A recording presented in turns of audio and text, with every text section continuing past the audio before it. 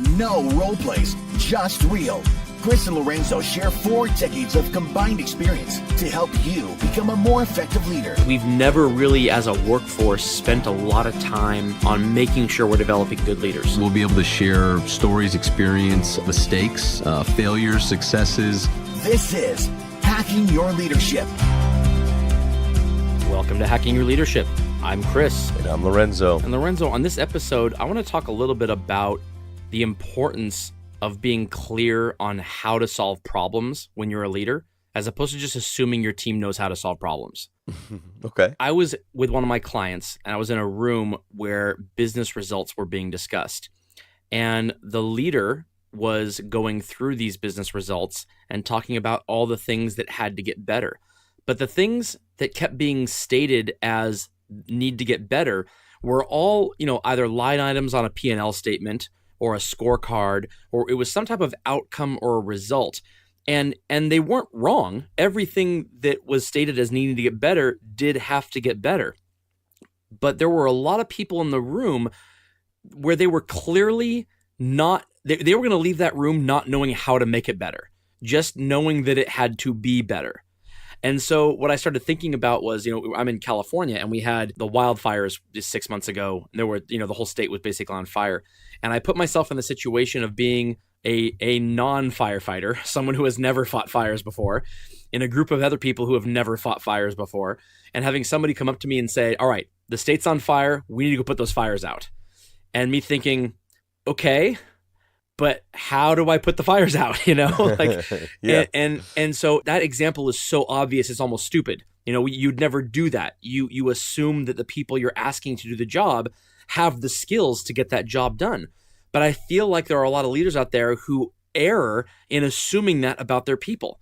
They assume that their people have the skills to get a specific job done, maybe because the numbers fell into place all along. It wasn't that they were good at getting it done. It was just that maybe there was no competition, or maybe the numbers kind of made themselves happen. Maybe the economy was better. All these things can influence a leader's kind of incorrect assumption that their team knows how to do certain things. And then when the numbers fall, the assumption can be, oh, well, they just stopped doing those things they're really good at. When in actuality, it could be that they don't know how to do them at all. So have you ever run into this where you found yourself in a situation where you have to kind of retroactively teach your people how to do something that they didn't know how to do all along? Quite often. And even more importantly, I think I see it like everywhere in the world. It's kind of like this idea that if you sell cars, that you know how to sell cars. Right. Right. And you run across people that, I'll never forget this time I went to a dealership with my wife to go look at buying a Honda Pilot. We wanted to buy a family vehicle. She wanted to get an SUV. And so we went to the Honda dealership. Well, one of my very long friends had owned Pilots for like the last 8 years that I knew him. And he was on his like 3rd Pilot. So like, not only did I know the Honda Pilot well and had driven it many times and knew how all of the functions worked in the vehicle, but pretty much so did my wife. And so when we went to the dealership and walked up, gentleman came out right away, hey, and we got into it and says, well, let me show you some features of the Pilot. And I said out loud, I was like, oh yeah, I'm really familiar with it. One of my friends has had one for like the last 8 years, and we've driven it many times. That's kind of why we know we want to get a Pilot. And he looked at me and said, okay, cool. So the cool thing about the radio is that you can actually, record your songs into the. And I looked at him and I said, so like you mean on the 200 gig hard drive? And he goes, yeah. How'd you know that? Right? Yeah. Well, because you weren't listening to me, because Right. you actually don't know how to sell a car, even though you work at a dealership, right? He had a speech. He had a speech that he was prepared for, and he had this little bucket list of things to check off, and he was going through them one by one. Absolutely. So somebody that morning told him, hey, let's sell some cars today. We need to sell more cars today, right? But nobody, in my opinion, is actually teaching him how to appropriately sell cars. At minimum, how to do active listening skills. So yeah, to answer your question, I know it was kind of a long story about our time at the dealership, but I see it quite often. And many times I see it with leaders who are excited about driving the strategy. They're excited about planning the strategy. They're like, let me get the team motivated and going. Let me get this collection of people to like go do this. And we say, hey, we got this plan. They're going to own this. They're going to do that. and I say, okay, so how do we know that they're good at doing that? And they're like, well, what do you mean? It's their I'm like, job. well, It's their right, job. right, Of right. course they're good at it, right? Exactly. Of course they're good. I said, no, no, no. How do you know? Like, what have you actually done to either watch them, listen to them, observe them, or validate that what they say they're good at, they're actually good at? And that's usually when I get the blank stare. And this is kind of where I'm at with it. If well, what are we going to do about that? Like, let's stop building strategy under the assumption that people are good at these things when many times that's not the case. They may be okay, they may be trying to figure it out, they may have done it a few times and found some success, but are they actually good and talented? Many times the answer is no, but we don't have a part of the plan that says, let me go spend time with them, showing them how to do it and actually making them better at what we're asking them to go do. Yeah, I totally agree with that. I wonder why that is, though. I think there could be many reasons. On the one hand, it could be difficult to admit that your people don't know how to do something that, quite honestly, it might have been your job to make sure they know how to do.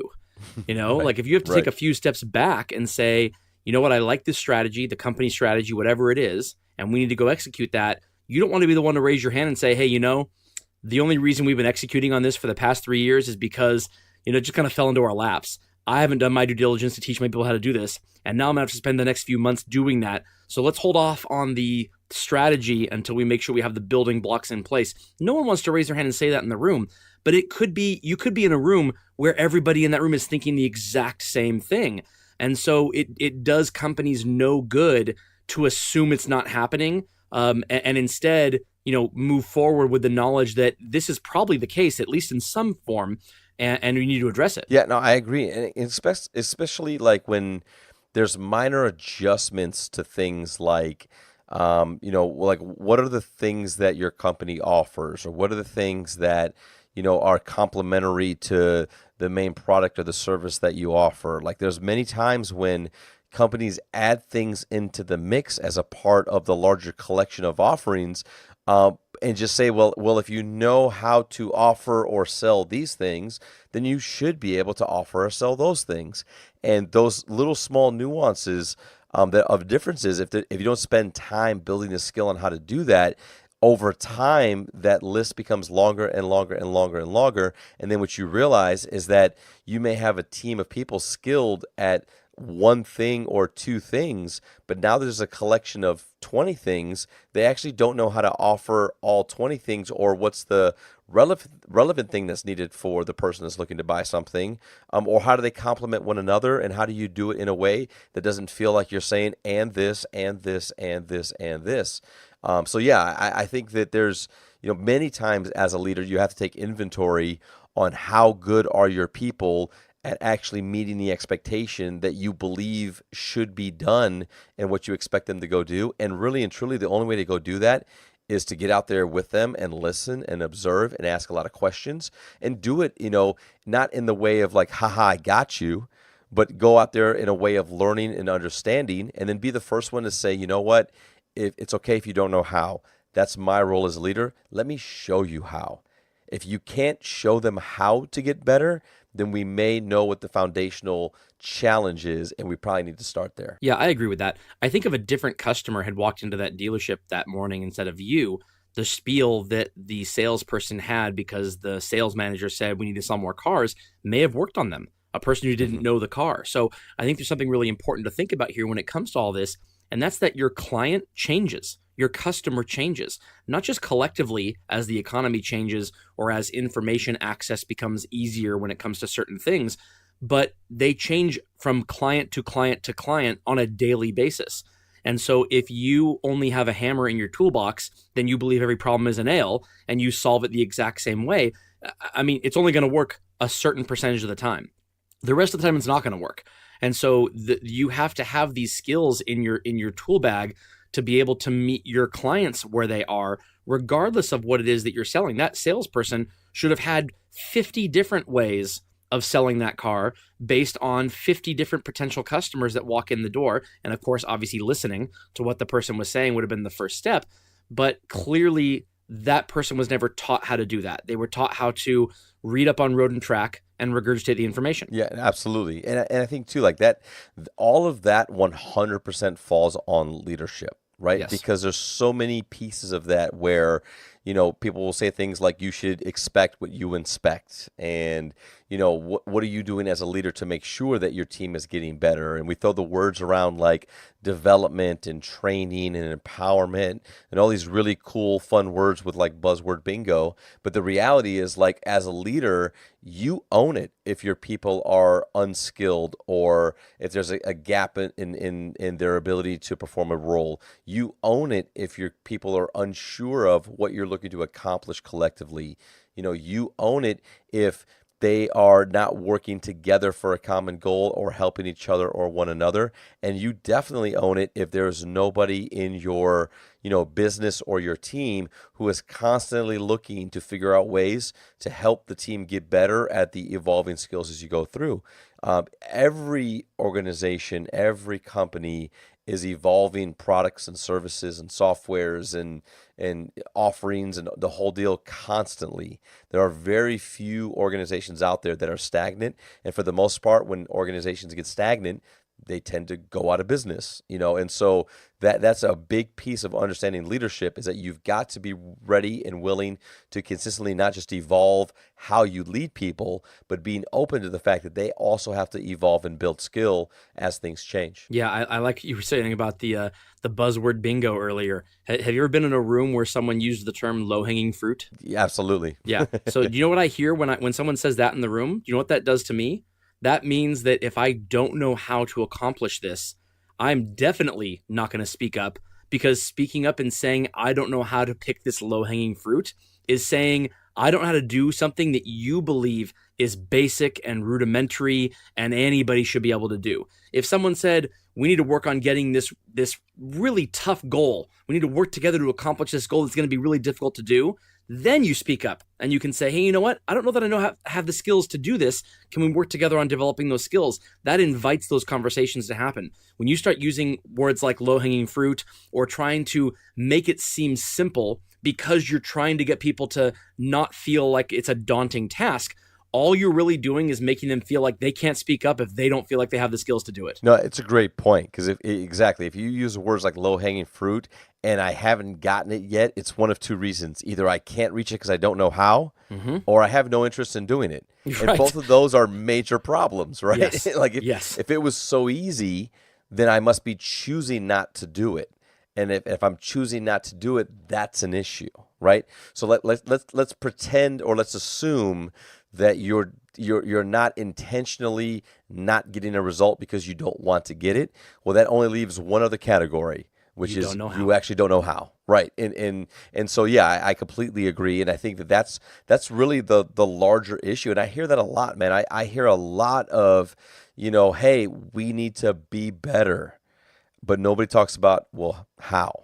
How do I get you better, right? If you operate under the assumption that the opportunity is training, that people do want to do good work, they do want to produce a result, they do want to get better, well, then for me, the only solve to that is that they just don't know how yet. And as a leader, you want to spend time in that space, but you have to do it in a way that doesn't turn them off. You have to do it in a way that doesn't make people feel stupid for not knowing. You actually want to accept it and bring it in and say, look, I am totally okay, Chris, with you not knowing how to do this 100%, because if you don't know how, that gives us a strategy and a start point on what we can work on to help you get better. But you have to tell me if you don't know how. If you tell me that you know how to do it, then I'm just going to set the expectation and follow up with you, right? But this is the opportunity for us to work together to build that skill with you. And I think if you approach it that way as a leader, you have a lot better, transparent, honest dialogue, and now you can start in a place where you can actually help people. Oh, I think that's spot on. I just think that a lot of leaders assume that if they pose the question the way you just did, that they can wash their hands of that stage because the person says, oh yeah, I'm good, I know how to do it. I was once told by my father, I believe, many, many years ago, that if I was in a job interview, if someone ever asks me if I can juggle chainsaws, say yes, then figure out how I'm going to do it later. And I thought it's an interesting way of looking at things. It's a way to kind of get your foot in the door. And I agree with it to some extent when it comes to job interviews, when it comes to, kind of rising to the occasion. But I think a lot of leaders take that to the next level, and that when they ask their people if they're capable of doing something, even if they give them an out to say, no, I'm not capable, if you don't have the relationship that says, I really welcome you to say to me, yes, I don't know how to do this. If that foundation hasn't been built, you're just going to get a lot of people who say, yeah, I'm solid, I'm good to go. And they really aren't. And that doesn't get you off the hook. You don't get to say, oh, well, they said they know how to do it, so I guess my job here is done. No, there's follow-up that has to happen, and there's prep work that has to be done to make sure that your people all feel like they can have those honest conversations with you. Yeah, let me ask you a question. I know we've spoken about this before, but in regards to like doing employee surveys and things like that, are there any questions or surveys or things that you've seen from other organizations where they have asked that question outside of it being like, do you have the tools to do your job, or do you receive training or development? Have you seen anything in a space where like companies are actually trying to attack figuring out how to create the how for a lot of people? Yes. So, well, the one of the most universally low scoring questions on a lot of those surveys is, I have the tools and resources necessary to do my job right. And I think that's because there can be a tendency of a lot of people to want to blame external factors for why they can't do their job. I'm not saying they're right or wrong. I'm sure some of them are right and some of them are wrong, but that is a traditionally lower scoring question. What I think another question that is asked that I believe is really related to that one is I know what my job consists of, or I know how to do my job. I have the knowledge. So it's not just the tools and resources. It's not pens and Post-it notes. It's I have the knowledge, the skills to do this. And that question is typically answered a lot lower than what people would give feedback for when you talk to them face to face. And so they don't line up. You talk to somebody face to face and they will tell you that they know how to do their job. Because to them, in their mind, saying the opposite is saying, I don't know how to do my job, and now I'm going to be held accountable for it. But when they answer those questions, they are clearly saying that they need more training, they want more development, they want to be taught how to do their job better. And so when those numbers don't line up, it implies a lack of relationship between the leaders and the employees, where that relationship can spur those honest conversations, and you can address those problems aside from just aggregate data on a once-a-year survey. No, that's awesome and a great point. And with that, it brings us to this episode's 1 minute hack. The 1 minute hack. All right, for this episode's 1 minute hack, here's what I want you to do. The next time you're thinking of a strategy that you have to roll out, or just one that your company has rolled out and now it's your job as a leader to kind of implement it and make it effective, make it happen, what I want you to do is write down what that strategy is at the top of the page. Underneath that, I want you to write down the actual skills that are required in order to get it done. The behaviors and skills that you want to see that would lead to the result you're looking for. So it's not, we need to get better at selling.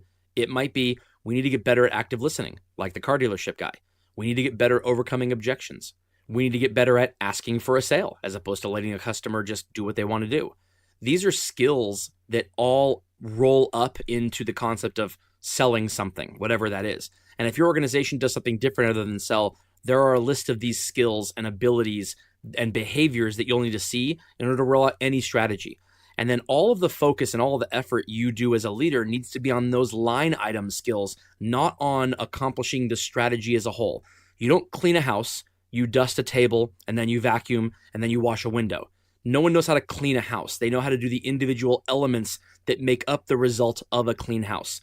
So if you start the conversation from that standpoint, don't just assume they know how to do it, but ask them if they know how to, and ask them to demonstrate it and volunteer to demonstrate for them. You're going to find yourself accomplishing that strategy without even trying. Yeah, I think it's a great 1 minute hack, and it made me laugh and chuckle when you were talking about kind of cleaning the house, because it reminded me of when I was a kid and I was told to clean my room.